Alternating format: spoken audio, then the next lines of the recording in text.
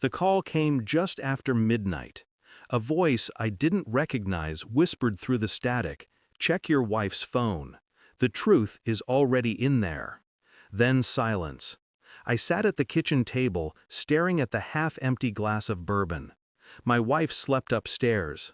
The house hummed with the sound of the refrigerator, steady and indifferent, like it had been waiting all along for this moment. I told myself it was a prank, some cruel joke. Yet my chest tightened in a way I couldn't dismiss. I went upstairs. Her phone glowed faintly on the nightstand. For a second, I almost turned away. Then I didn't. The passcode slid open too easily. I knew her numbers too well. Messages lined the screen, threaded with a name I didn't recognize.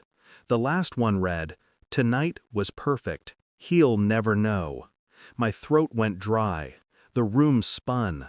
She shifted in her sleep, murmuring something soft, a lie disguised as a dream. I stood there in the dark, phone burning in my hand, knowing the life I thought I lived had just ended without a sound. I didn't speak in the morning. She kissed me goodbye like nothing had changed, like her lips weren't already claimed by someone else. At work, I stared at numbers on the screen, meaningless lines that blurred together. All I could see was that message, "He'll never know." I replayed every detail of the past months. Her sudden late meetings, the new perfume she wore only on Tuesdays, the way she avoided my eyes when I asked if everything was fine. I remembered the night she cried in the shower. I thought it was stress. I held her, she pushed me away. Now it fit too perfectly. But suspicion wasn't enough. Not for me. I needed certainty, proof, something undeniable. I smiled at my colleagues, laughed when I had to, but behind my calm, my mind worked like a blade being sharpened. That week, I became two men. To her face, I was the same husband, steady, composed, predictable. Inside, I was an archivist of her betrayal. I copied her phone records, quietly installed a tracker on her car. Every detail fed into a private ledger only I could see. Thursday night, she said she was working late. I followed. Her car drifted toward the edge of the city, to a motel where the neon buzzed like an exposed wire.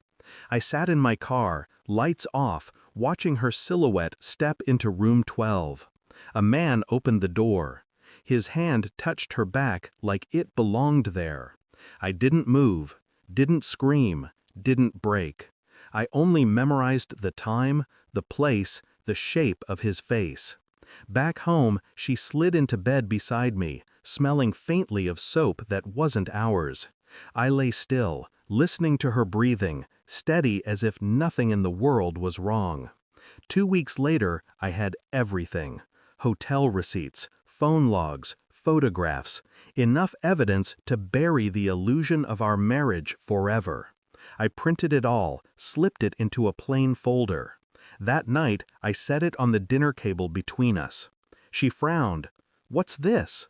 "Read," I said. Her hands trembled as she opened it. 1 page in, her face drained of color. By the last, she couldn't lift her eyes. Tears welled. Her mouth opened, then closed, searching for words. I waited, silent. Finally, she whispered, "I can explain." I looked at her with a calmness I didn't feel. "No, you can't." Her sobs filled the room, but I stayed still, untouched, as if she were already a stranger. I didn't shout. I didn't throw plates. That would have given her power. Instead, I slid a second envelope across the table. Inside was the divorce agreement, already prepared, already signed by me. Her eyes widened. "You planned this?" I nodded once, while you thought I was blind. She broke then, begging, clawing for fragments of the life she'd shredded. Her voice cracked on my name, like it still held weight, but to me, it was only noise. I stood, walked to the door, paused long enough to see her collapse against the chair, papers clutched in her shaking hands. The moment was precise, surgical, a clean cut she couldn't stitch back together. I drove without destination, the night swallowing the road ahead. There was no anger left, only silence. The kind that comes after a storm, when the wreckage is clear and the air tastes of iron. I thought of her tears, her desperation. None of it reached me. She had written her truth long before I exposed it.